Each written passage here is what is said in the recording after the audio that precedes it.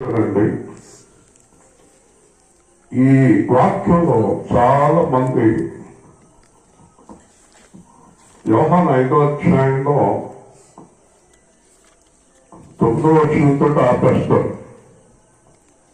కానీ దేవుడు నాకు ఎప్పుడు ఈ 14వ వచనాన్ని చూపిస్తూ ఉంటాడు. క్రైస్తవ జీవితంలో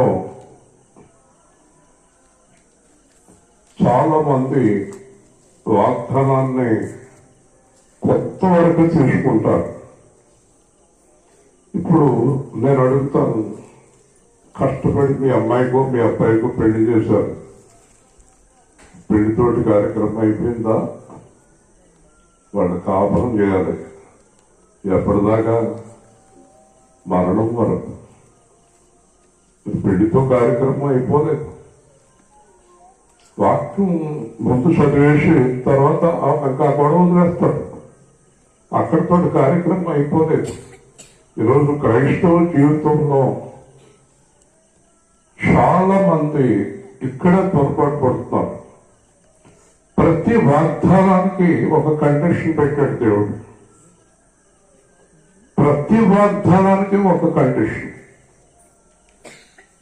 నేను ఇలా చేయాలంటే నువ్వు ఎలా చేయాలి, నేను ఇలా చేయాలంటే నువ్వు ఎలా చేయాలి అని కండిషన్ లేకుండా బైబిల్లో ఒక్క వాగ్దానము లేదు. కానీ చాలా మంది చేసేది నా అనుభవంలో, నేను కూడా నేనేం గొప్పవాడిని ఎప్పుడు చెప్పలేదు, చెప్పను. కానీ ఈ కండిషన్ ఇంచుమించుగా తప్పిపోయారు చాలా మంది. ఏంటంటే రక్షణ పొందేశారు, బైబిల్ పట్టుకుని మందిరానికి వస్తున్నారు, కానుకలు చెల్లిస్తున్నారు. కానీ తర్వాత చేయవలసిన కార్యం విడిచిపెట్టారు. యేసుక్రీస్తుతో కలిసి నడిచే పని విడిచిపెట్టారు. ఈరోజు నేను ఫేస్బుక్ లో పోస్ట్ పెట్టాను, చాలా మంది అవునండి అంటున్నారు. మీ శత్రువులను ప్రేమించండి, హింసించే వారి కొరకు ప్రార్థించండి. ఒక్కళ్ళు లేరు అలాగా, ఒక్కళ్ళు కనబడలేదు నాకు. ఈరోజు చాలా మంది సేవకులు చాలా గొడవలు పెట్టుకుంటున్నారు. ఎవరైనా సేవ బాగా అభివృద్ధి చెందుతుంటే వాళ్ళ మీద ఈర్ష్య, ద్వేషం, అసూయలు. ఒక ఆయన అడుగుతాడు, ఇస్రాయేల్ గారు ఇంకా సేవ చేస్తున్నాడా? వాడి దేశంలో మన సేవ ఆగిపోవాలి. ఈ దరిద్రపు స్వభావం. ఇంకా బాగున్నారా? ఆయన బాగున్నాడా? చూసారా? క్రైస్తవ జీవితంలో యేసు ప్రభు ఏం చేయమన్నాడో ఆ బుద్ధి లేదండి. కోడలు హింసించేవాడు, ఒక తాగుబోతుడిని సమర్థించే తల్లి, ఒక పనికిమాలను సమర్థించే నాన్న, తప్పుడు పనులు చేసే అమ్మనే నాన్ననే సమర్థించకూడదు. మీకు చాలా స్పష్టంగా చెప్తున్నాను నేను. భర్త అయినా, భార్య అయినా, పిల్లలైనా, కూతురైనా, అల్లుడైనా, కొడుకైనా, మొగుడైనా, ఎవరైనా తప్పు చేసేవాళ్ళని సమర్థించారో మీకు వాళ్ళతో పాటు మీకు కూడా నరకం 100% గ్యారెంటీ. దేవుని స్తోత్రం. నరకానికి పోవాలంటే సమర్థించుకోండి. అలాగా మేము నరకానికి వెళ్ళినా పర్వాలేదంటే సమర్థించుకోండి. యేసు ప్రభు కూడా 12 మంది శిష్యులు, ఒకడు దొంగ, వాడు కానుకల సంచులు డబ్బులు తీసేసేవాడు.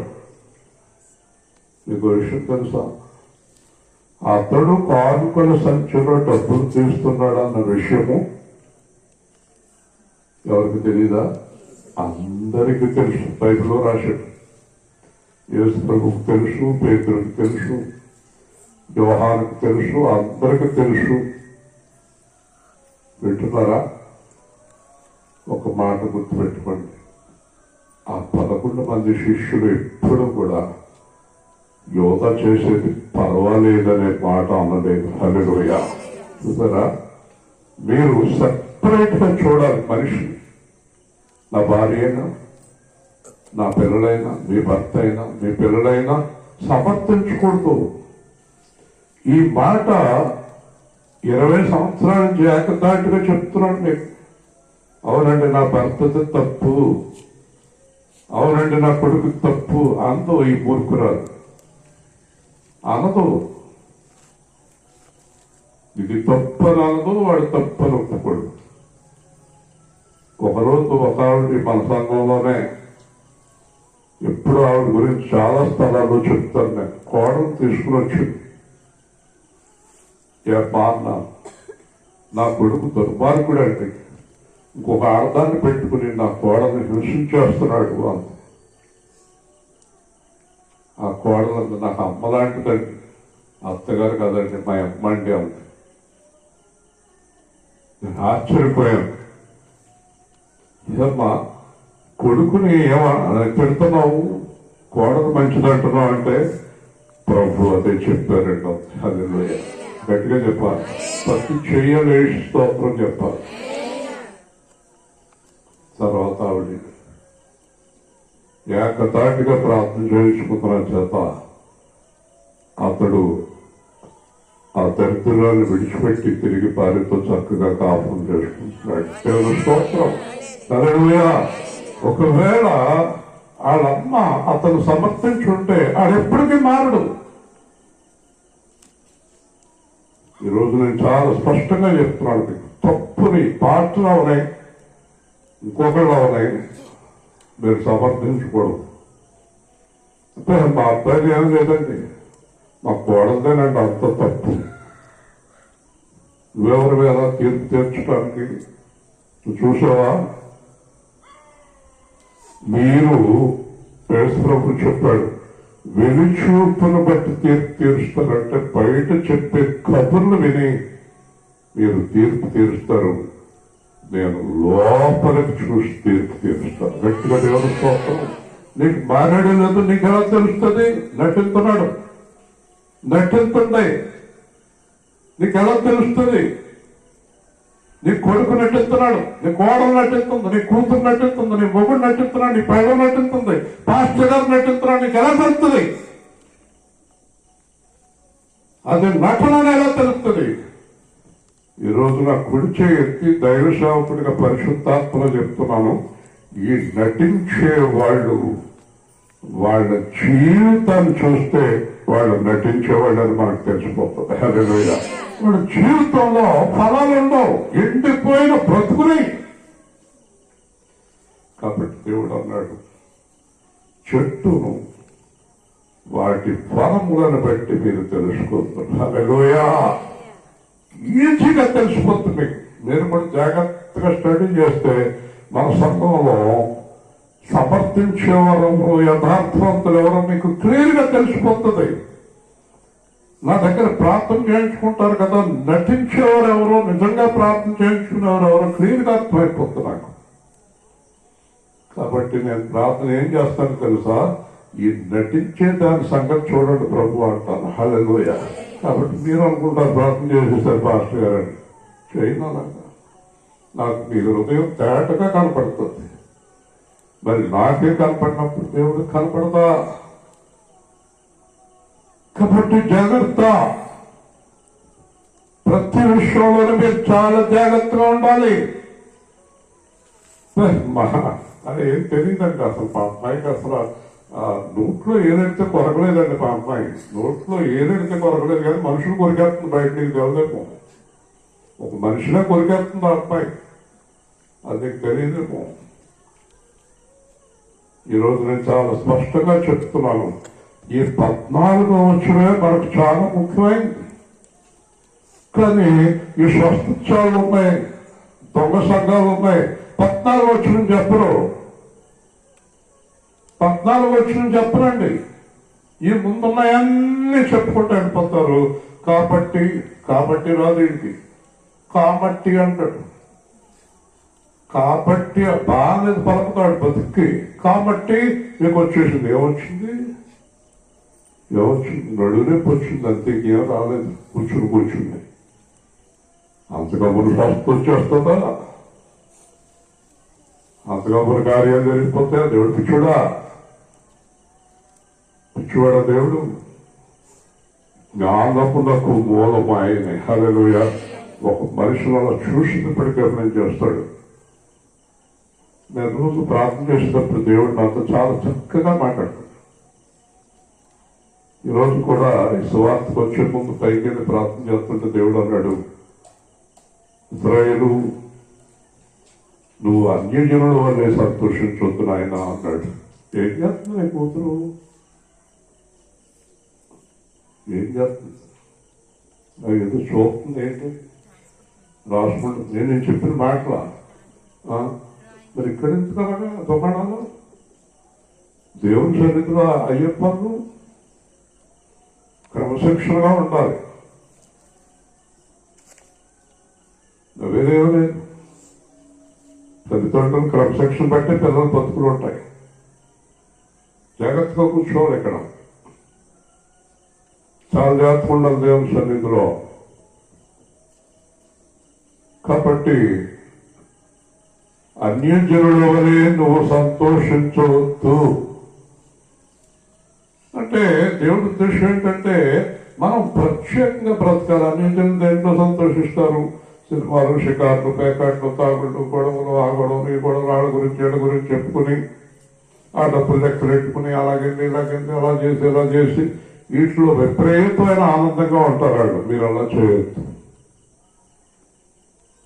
మరి ప్రార్థన చేసుకుని వాక్యం తీసుకున్నాక ప్రభు అన్నారు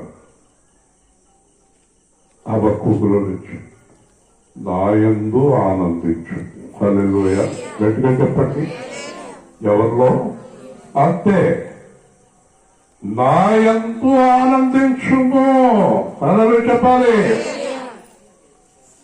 మనమంట ప్రభువులో ఆనందించాలంట. చూసారా? కాబట్టి ఈరోజు ఆ 14వ వచనాన్ని మీ జీవితంలో తీసుకోండి. యేసు ప్రభు చాలా స్పష్టంగా చెప్తాడమ్మా, మనం ఆయన చెప్పిన మాట వినేవారు, ఆయన మనల్ని దీవించలేడు. హల్లెలూయా. గట్టిగా చెప్పాలి, దీవించలేడండి.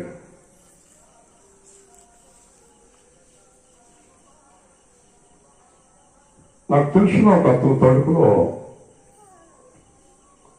ఆ చర్చి సిఆర్ పాస్టరు, ఈయన ఒక సంఘ పెద్ద, ముగ్గురు కలిసి నన్ను కూడా కేకేశారు. ఇప్పుడు కాదండి, 99లో కూర్చున్నా. అందరం కూర్చున్నాక లోపల నుంచి ఎంత బాటిల్ తెచ్చాడు. ఆ బాటిల్ చూసాడు, అందరూ ముఖాల్లో వెలుగొచ్చేసింది. చాలా ఖరీదైందండి అవి అంటున్నారు. బాటిల్ చాలా ఖరీదైందట. ఓపెన్ చేసి మొదలెట్టారు ముగ్గురు. నాకు కూడా ఒక గ్లాస్ పెట్టారు. నేను ఆడుతో అన్నాను, నా గ్లాస్ అలా పక్కన పెట్టి, తాగొచ్చా అని అడిగారు. తాగొచ్చా? మీరు మధ్యాహ్నం తెల్ల డ్రెస్ అది వేసుకుని అక్కడ చాలా డౌట్ చేశారు. అప్పుడు ఇతను అన్నాడు, ఒక అతను వ్యక్తులు దాంట్లో, పౌలు తిమోతికి ఉత్తరం రాసి తాగమన్నాడు సార్ అన్నాడు. ఎక్కడా అన్నా? ఏదో వాక్యం చూపించాడు.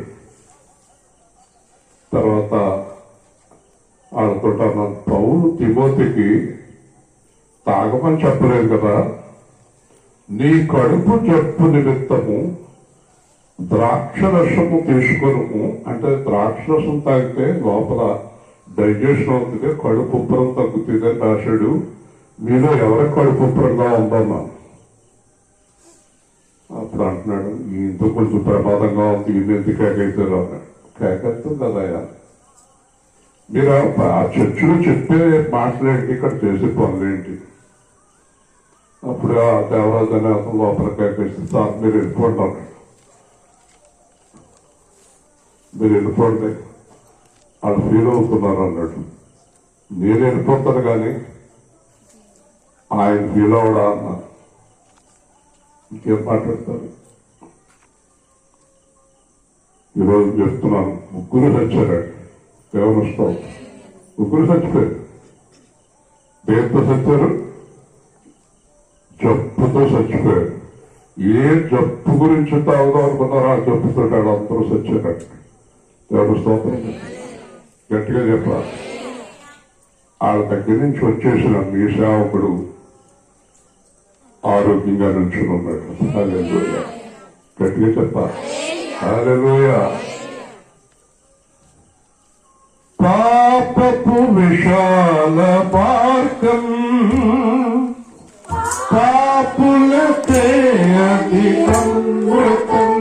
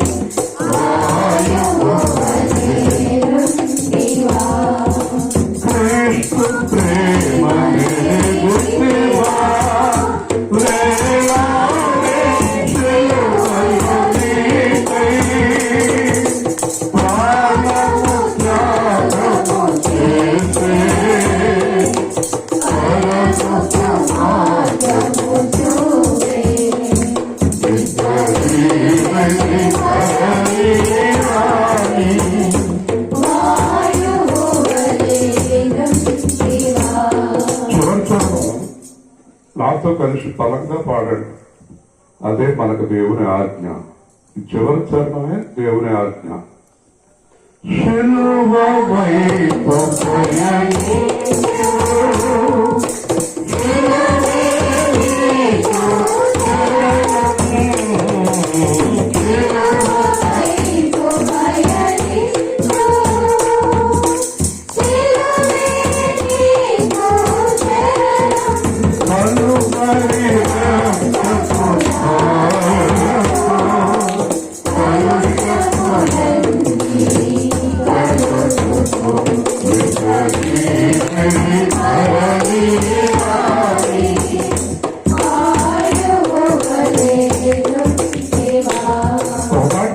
చేస్తాను మీకు.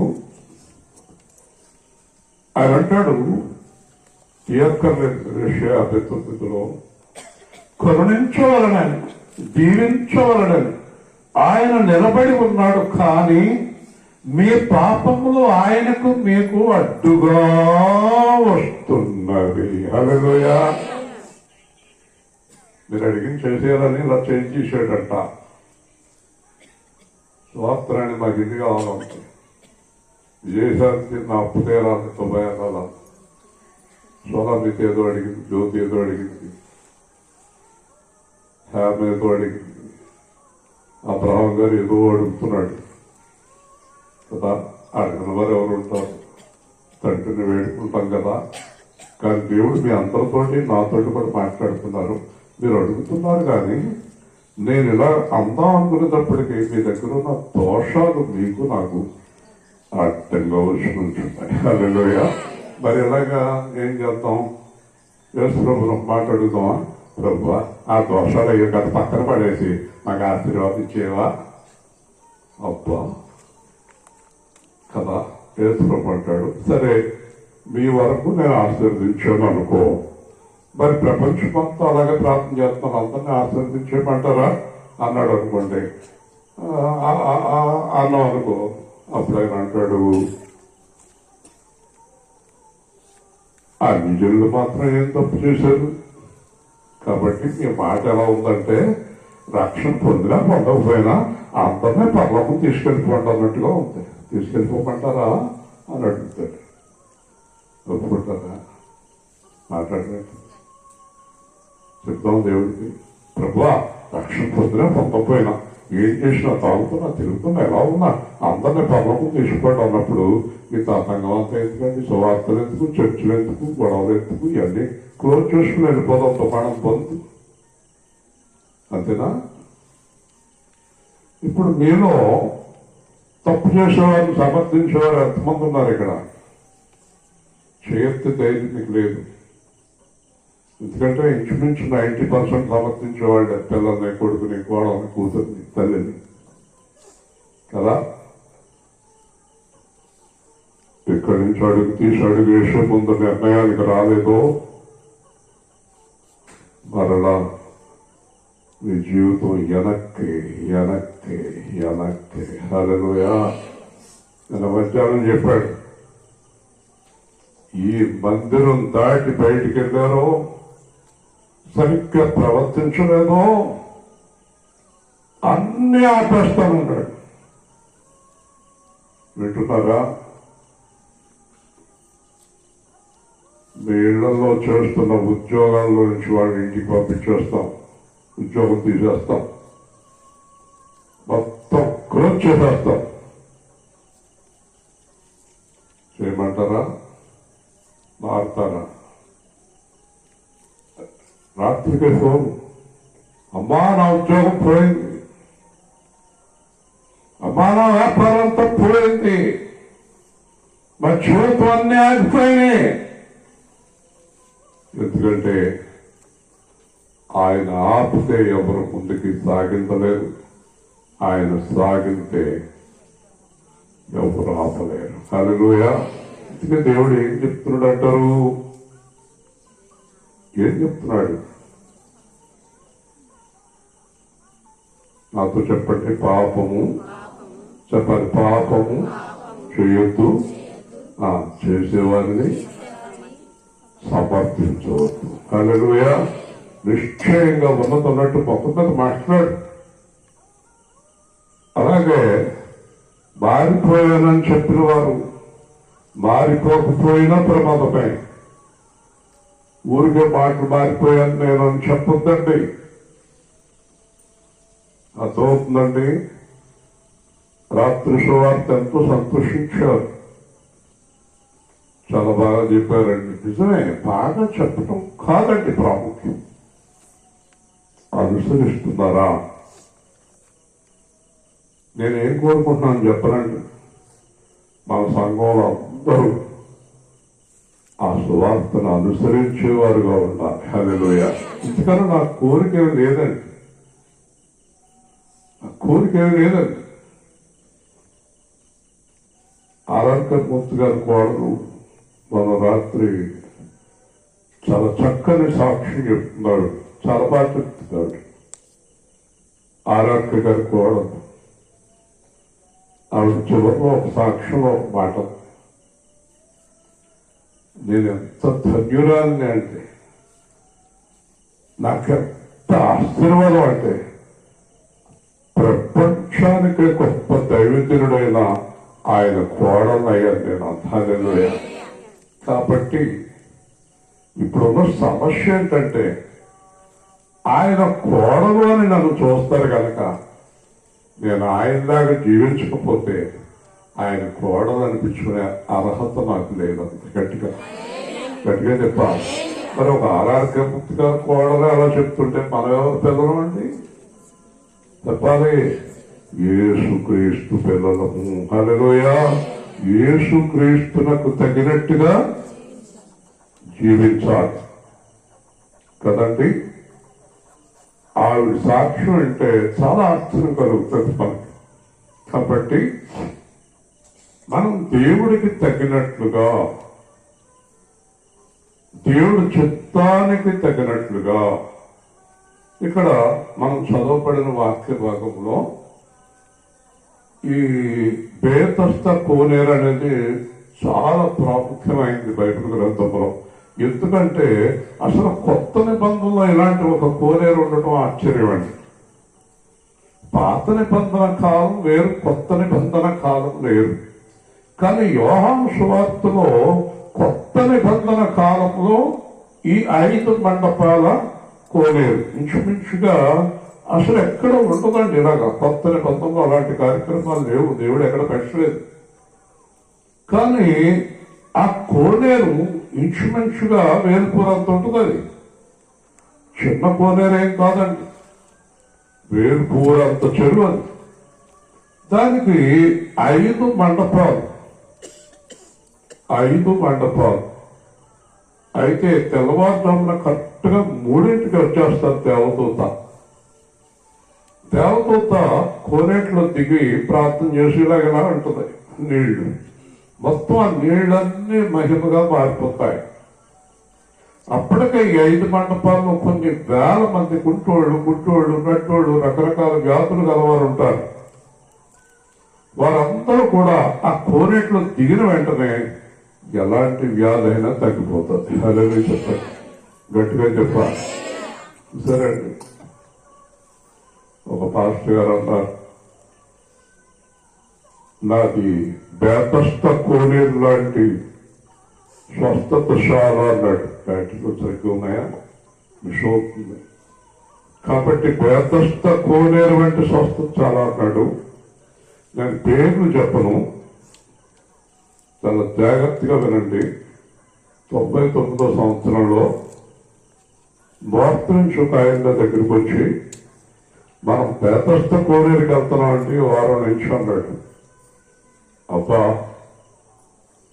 బేతస్త కోనేరు ఉందండి అన్నా. ఉందండి అన్నాడు. ఏమవుతున్నాను, అసలు ఏమనుకుంటే అది అయిపోతుంది అక్కడ. నేను పొద్దున్న 8 గంటలకల్లా మీ ఇంటికాడ ఉంటాను, మీరు రెడీగా ఉండండి అన్నాడు. ఆ రాత్రి నేను ప్రార్థన చేశాను, ప్రభు ఇక్కడ కూడా బేతస్కోలేదు అని ప్రార్థన చేశాను. తెల్లరేట 3ంటికి నాకు దేవుడు దర్శనం చూపించాడు. ఎవరో తెలుసా?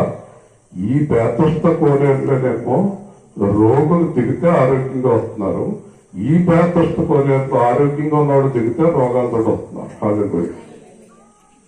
అర్థమైంది మీకు? తెల్లని బట్టలతో దాంట్లో తిరుగుతున్నారండి, నల్లగా మారిపోతున్నారు.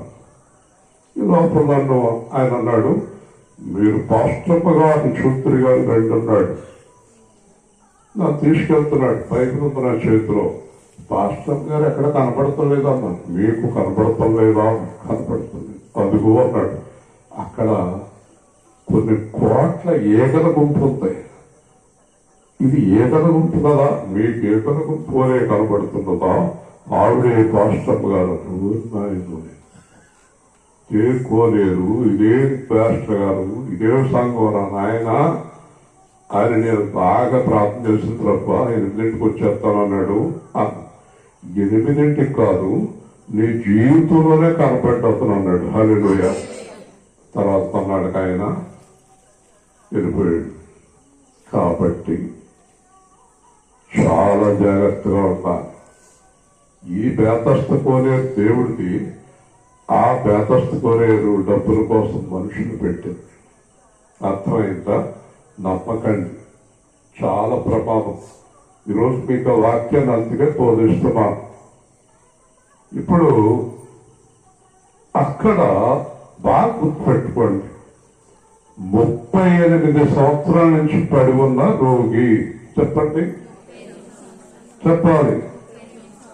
38 నిమిషాలు ఉండండి, మీరు కదలకుండా పక్కన. 38 నిమిషాలు, 38 సంవత్సరాలు కాలు చేయ పడిపోయింది అతనికి. అక్కడ పడున్నాడండి అతను. అయితే ఏం చేస్తున్నాడంటే అడుక్కుని వాడి కింద మారిపోయాడు. మొదట్లో కొన్నాళ్ళు ఏమన్నాడంటే, అయ్యా కోనేటి దగ్గర తీసుకెళ్ళండి, అయ్యా కోనేటి దగ్గర తీసుకెళ్ళండి అని అడిగేవాడు. అడిగితే వాళ్ళు,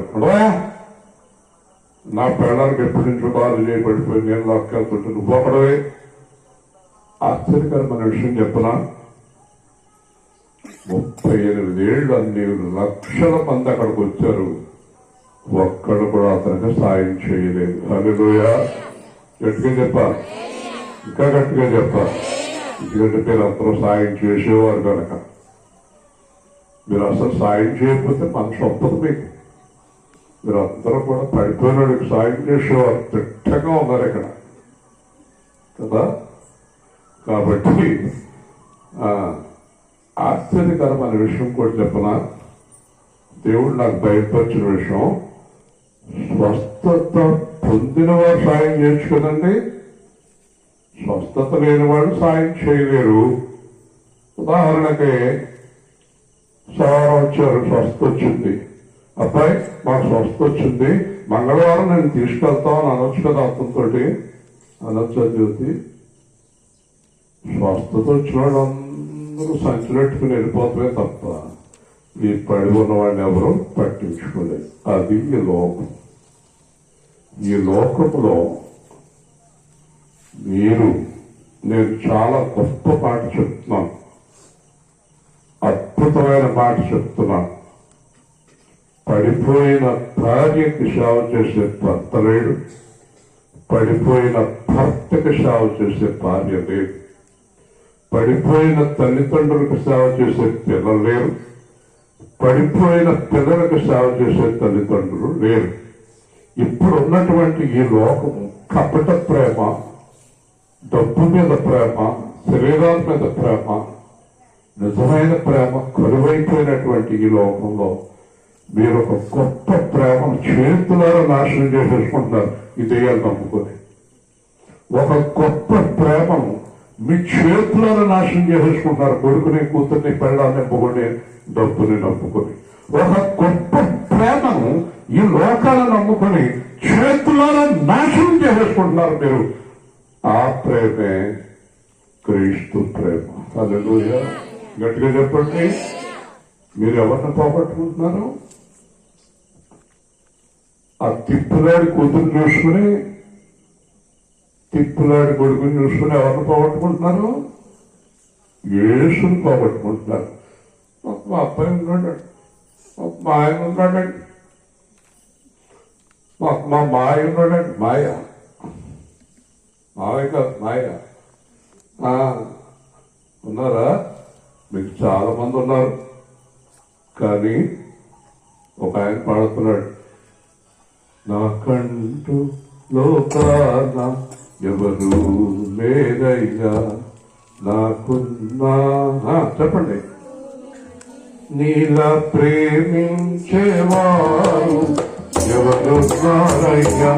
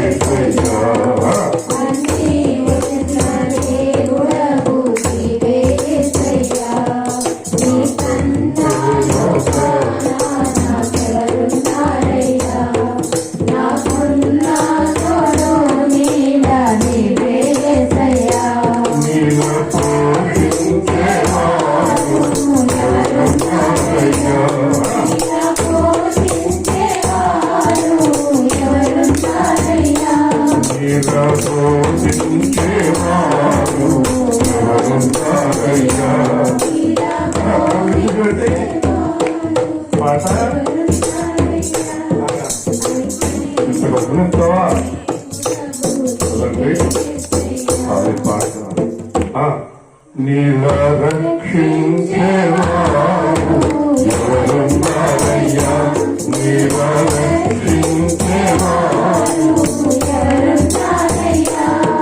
రక్తం కాచిన దేవుడు నీవే యేసయ్యా, రక్తం కాచిన దేవుడు నీవే యేసయ్యా.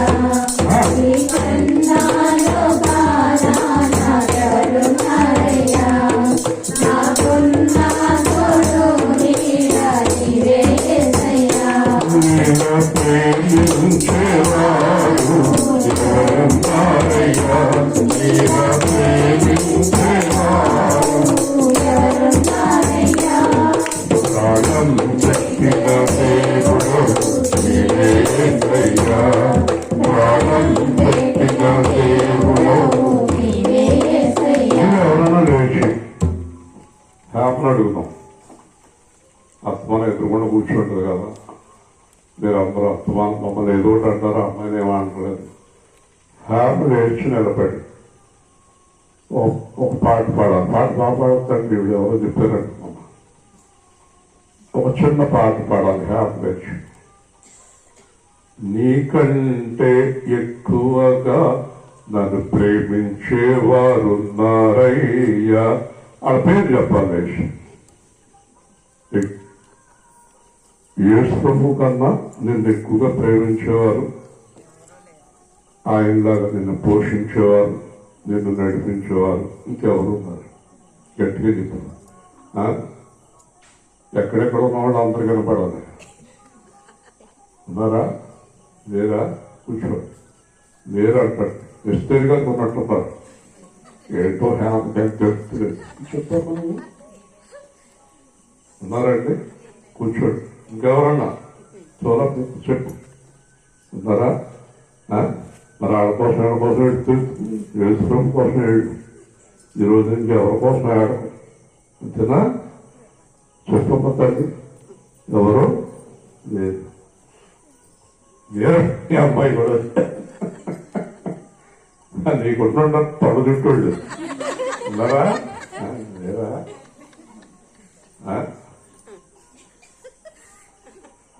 నాకు నా పిల్లల మీద వాళ్ళకి నా మీద చాలా ప్రేమ, కానీ నాకు కూడా లేదు. నిజంగా చెప్తున్నా. స్వార్థానికి ఉన్నట్టున్నారు. ఉన్నారా? లేదా? ఏమో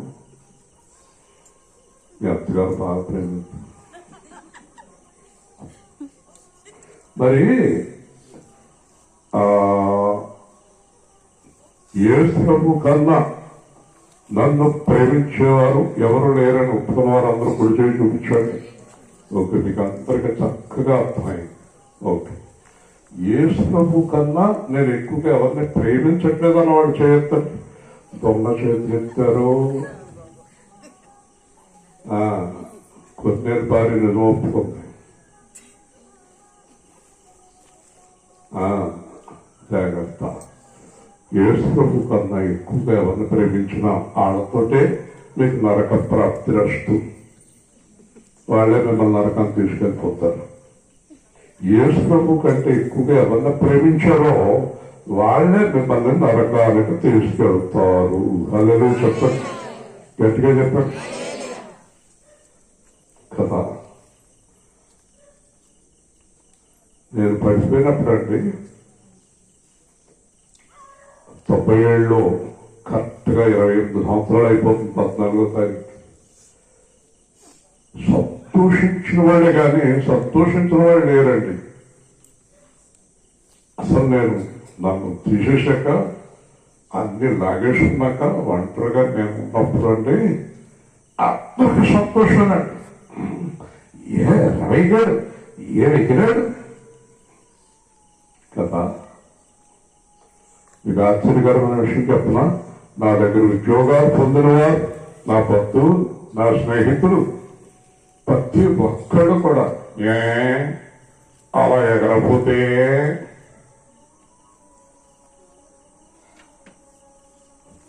వాట్సాప్ లో చెప్తున్నాను.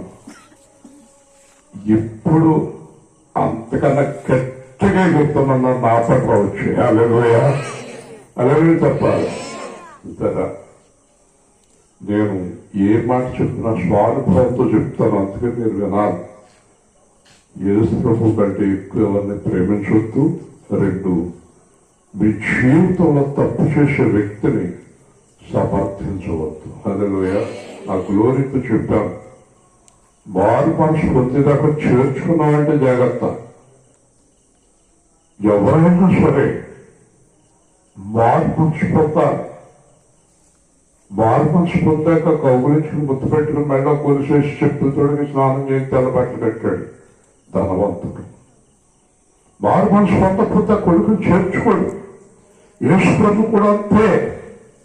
కాబట్టి 38 సంవత్సరాలుగా ఆ మనిషిని చూసి వెళ్ళిపోతున్నారు కానీ ఎవ్వరు సాయం చేయలేదండి. హల్లెలూయా. ఇది లోకం. ఈ లోకం ఇది. పడిపోతే చూసి ఆనందించే లోకం. అంతగా గట్టిగా తిడుతున్నారు కొంతమంది. పిచ్చోళ్ళారా, మీలో ఎవరైనా పడిపోతే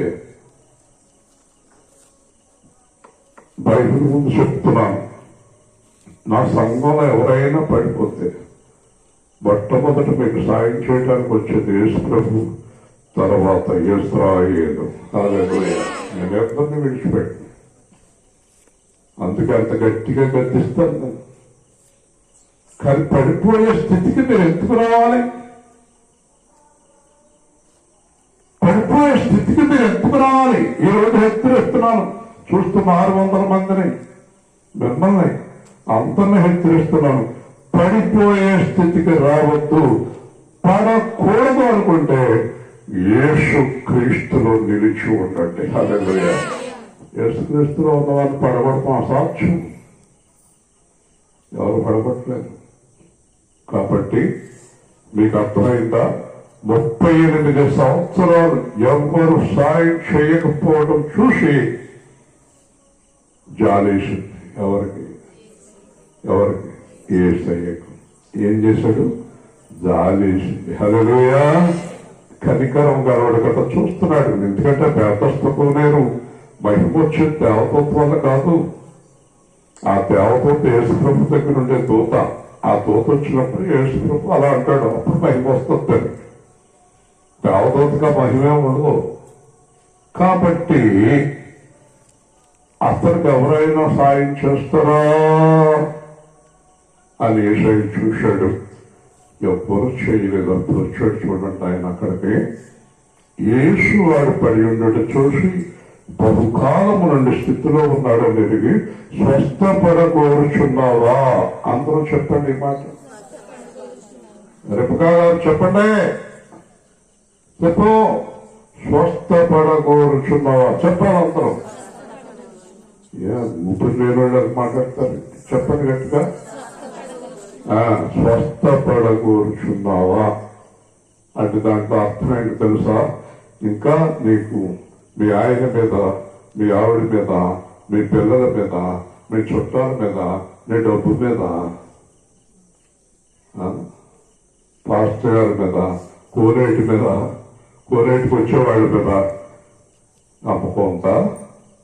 లేకపోతే నా వైపు తిరుగుతావా ఇప్పటికైనా అని అడుగుతున్నాడు మనందరినీ. నీకు ఇంకా నమ్మకం ఉందా?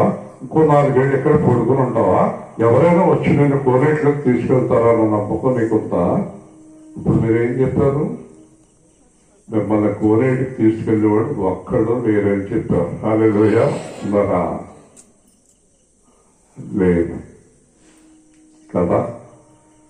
మరి ఇంకో 4 ఏళ్ళు ఉంటావా? తర్వాత అడుగు తినే భోజనం కూడా బాగుందా నీకు? వెళ్ళేవాళ్ళు వచ్చేవాళ్ళు, ఎన్ని కూరలు, ఎన్ని భోజనాలు, బాగుందా? అడుగు తినే భోజనం బాగుందా? నీకు జీవితం బాగుందా? పడిపోయిన జీవితం బాగుందా? మాకు పడిపోయిన జీవితం బాగుందా అన్నవాడు చేతులు ఎత్తండి. పడిపోయిన జీవితం బాగుందా? జాగ్రత్త. పడిపోయిన వాళ్ళు ఎవరో తెలుసండి? జాగ్రత్తగా ఉండండి. పడిపోయి ఉన్నవారు ఎవరో తెలుసండి? మనుష్యులను, లోకమును, తమను తాము, డబ్బుని, చుట్టాలని, ఇంట్లో వాళ్ళని నమ్ముకున్న వాళ్ళందరూ ఎవరో పడిపోయిన వారు. అదే నేను చెప్పండి, గట్టిగా చెప్పాలి. మొన్న ఒక అతన్ని హాస్పిటల్ తీసుకొచ్చారండి. ఆ చక్రాల కుర్చీలో, కారులో నుంచి చక్రాల కుర్చీలో కూర్చోబెట్టారండి. చక్రాల కుర్చీలో కూర్చోబెట్టిన తర్వాత వాళ్ళ చక్రాల కుర్చీ హాస్పిటల్ దగ్గర పెట్టి వెళ్ళిపోయారండి అందరూ. ఇదేంటి అందరూ వెళ్ళిపోయారేంటి అని అనుకుంటుంటే టైం పడుతున్నారంట. ఇంకా టైం పడితే డాక్టర్ గారు ప్యాకెట్టారు కంటే అందరూ వెళ్ళిపోయారండి. ఎవరు లేరండి అతని దగ్గర. ఆ చక్రాల కుర్చీలో కూర్చున్నాడు, లోపల కాకేశ్వరాడు. ప్యాకెట్ ఎలా వెళ్తాడు? ఎలా వెళ్తాడు లోపలికి? ఆ పేషెంట్ లోపలికి వెళ్ళే అవకాశం లేదండి. అప్పుడు అతను ప్రయత్నం చేస్తున్నాడండి. కుర్చీలోంచి నెమ్మదిగా నేను చూస్తూనే ఉన్నాను. ఇలా చెయ్యి ఎత్తాడండి, చెయ్యి మళ్ళీ పడిపోతుంది. ఈ చెయ్యి ఎత్తాడు, మళ్ళీ పడిపోతుంది. కాలు గడగడ గడగడగడ వడుతుందండి. అసలు అతని వల్ల కాలేదండి. అప్పుడు రిసెప్షన్లో అన్నాను నేను, ఏమ్మా అతను తాలూకు ఎవరు లేరంటున్నారు, అతను ఏం కదిలే పరిస్థితిలో లేడు, డాక్టర్ గారితో చెప్పి డాక్టర్ గారిని బయటకు రమ్మన్నాను. డాక్టర్ గారు రారంట. లేకపోతే నువ్వు తీసుకెళ్ళాను. నేను తీసుకెళ్ళమంటాను. ఆహా కదా. నేను వెళ్ళాను అతని దగ్గరికి, నన్ను తీసుకెళ్ళమంటాం అంటే వద్దండి, వాళ్ళు వచ్చేస్తారండి, వాళ్ళు వచ్చేస్తారండి, ఎందుకంటే నా గురించి మళ్ళీ డాక్టర్ గారితో చెప్పాలి కదండి అన్నీ అన్నాడు. ఇప్పుడు చూడండి అతను ఎంత భయంకరమైన స్థితిలో ఉన్నాడు. గట్టిగా మీరు అలాగే ఉన్నారా? కాళ్ళు చేతులు పనిచేస్తున్నాయి, మీకు బాగున్నారా? సరే, ఎప్పుడు బాగానే ఉంటాం వాళ్ళు చేతులు ఎత్తండి. కాబట్టి మనం పడిపోకుండా ఉండాలంటే యేసులో నిలిచి ఉండాలి. గట్టిగా గట్టిగా చెప్పాలి. కాబట్టి యేసు ఎత్తుకొచ్చాడంటే ఇక్కడికి నీకెవరు సాయం చేయలేక, నాకు తెలుసు నీకెవరు సాయం చేయరు. ఈ లోకంలో చాలా మంది పాపములో ఉన్నవారు గురుగారిపై ఆలోచిస్తున్నాడు రక్షణ పొందమంటే. ఆలోచించకూడదు, గొప్ప రక్షణ ఇది. ఎవరు రక్షించేవారు ఎవరు లేరు. పాపం నుండి, నరకం నుండి, లోకం నుండి రక్షించగలిగిన వాడు ఒకే ఒక్కడు యేసుక్రీస్తు. హల్లెలూయా. అందుకే ఇంత గొప్ప రక్షణ అన్నాడు దేవుడు. ఆయన వచ్చాడు, ఎంత ధన్యుడు అండి ఇతను. ఆయన వచ్చాడంటే ఎంత ధన్యుడు ఇతను. అవునండి, నాకెవ్వరూ లేరండి, ఒప్పుకున్నాడు సత్యాన్ని. నాకెవ్వరూ లేరండి. చెప్పండి, గట్టిగా చెప్పాలి. నాకెవరు ఉన్నారని మీరు అనుకుంటున్నారా? ఉన్నారనుకుంటున్నారా? నా భార్య అనారోగ్యంతో మంచంలో ఉందనుకోండి, నేనేం చేయలేను తెలుసా, ప్రార్థన చేయడం తప్ప. ఆ అనారోగ్యాన్ని స్వస్థపరిచి లేవనెత్తే శక్తి ఎవరికి? గట్టిగా చెప్పాలి. కాబట్టి నీ భర్తను, నీ భార్యను, నీ పిల్లల్ని, నీ బంధువుల్ని, నీకు కావలసిన వాళ్ళు అందరినీ ఎవరు సాయం అడిగాడో నడిపించాలి? యేసు దగ్గరికి నడిపించాలి. హల్లెలూయా. గట్టిగా చెప్పాలి, గట్టిగా చెప్పా. ఇప్పుడు నా పిల్లలకి అందరికీ చెప్పేది ఒకటే తెలుసా? మా సార్ ఏమన్నాను, తాతయ్య గారు అన్నాడు, ఏడుస్తున్నాడుకు. నా మనవరాలు ఏడుస్తున్నాడుగమ్మా, నా కూతురు అన్నాడు ఏడుస్తున్నాడుగండి, భార్య ఏడుస్తున్నాడు, నా కొడుకు కోడలు మనకు ఏడుస్తున్నాడుగండి. నేను యేసునే అడుగుతాను. గట్టిగా చెప్పండి. మీరు ఎవరితోనైనా ఏం చెప్పాలి? యేసును అడగండి. చెప్పండి. ముఖాలు అలా ఉంటాయేంటి? గట్టిగా చెప్పండి. ఎవరిని అడగాలి? యేసునే అడగండి. హల్లెలూయా. అందరికీ యేసును పరిచయం చేయండి. మీరు సాయం చేయకండి, యేసు దగ్గరికి వచ్చేలాగా చేయండి. ఈసారి 10,000 తెస్తాను, ఇక తేనే అని 10,000 తెస్తాను అంటూ జీవితకాలం తేకు. నువ్వేం చేయకు. నాకు మొత్తం చుట్టూ అన్నీ ఆపేశ్వర దేవుడు అప్పుడే యేసు దగ్గరికి వచ్చాడు. మీరు అందించినంతకాలం మాట్లాడు, దొరుకుతున్నంతకాలం మారు. పెకటాడేవాడు, తాగేవాడు, డబ్బు దొరికినంతకాలం మాంతారా? మా నాన్న ఉండేవాడు, ఏ క్లాస్లో ఉండేవాడు, డబ్బు లేనప్పుడు తెల్లని పంచి చొక్క వేసుకుంటావు వేసుకుంటాయి, నేను ఇంక తాగను అనేవాడు. ఓ రోజు నా దగ్గరికి వచ్చి, నాన్న పెద్దోళ్ళు అయిపోతున్నాను,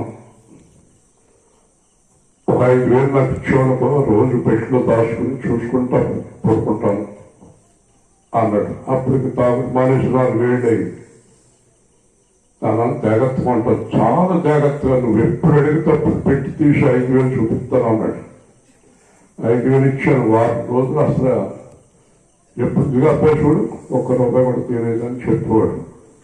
నేను బయటికి వెళ్ళి వచ్చినప్పటికీ లేడు, ఎక్కడికి వెళ్ళాడన్నా, ఏమో ఎక్కడికి వెళ్ళాడు అంటుంది. 3వ రోజు వచ్చాడు రిక్షాలో, ఈ ఊరంతా నాదే అంట వచ్చాడు.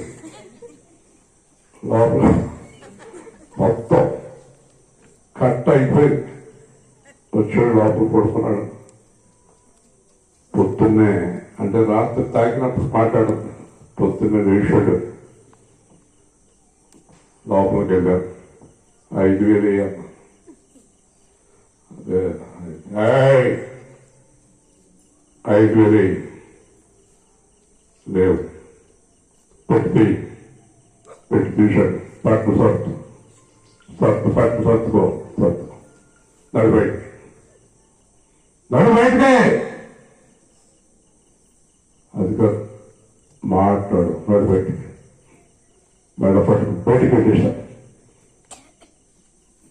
మళ్ళీ ఇంట్లో అడుగు పెట్టాలంటే మనసు మార్చుకుని అడుగు పెట్టి బయటికి పెట్టేశాను. కట్టేశాను. వాటిలో అటు ఇటు తిరిగాడు. అందరి దగ్గరికి వెళ్ళాడు. చెప్పండి మా అబ్బాయికి, చెప్పండి మా ఎవరు చెప్పినా ఏంటో మీ అబ్బాయి. ప్రపంచంలో ఎవరు చెప్పినా ఏంటో. ఇదివరకు అబ్బాయి వేరు, ఇప్పుడు అబ్బాయి యేసుప్రభు అబ్బాయి. హల్లెలూయా. వచ్చాడు. అబ్బాయి మాట ఇస్తున్నాను అన్నాడు. ఏంటన్నా? మరణించే వరకు తాగనన్నాడు. మాట నిలబెట్టుకున్నాడు. గట్టిగా దేవుని శిక్షించాల్సి వస్తుంది. ఒకసారి మళ్ళీ 1000-2000 నేను ఇస్తే మళ్ళీ తాగుతాడు. మీకు పుస్తకలేదు. ఆ మాటలు అమ్మేస్తున్నారు. మీరు వంకర మాటలు నమ్ముతున్నారు. తాగుపోతాడు మాటలు, అబద్ధాలాడివాడి మాటలు. నాకు మా నాన్న మీద ప్రేమ ఉంది కాబట్టి మార్చుకోగలిగాను నేను. దేవుని స్తోత్రం. తప్పిపోయిన కుమారుడు తల్లిని విడచి తరలిపోయే. తప్పిపోయిన కుమారుడు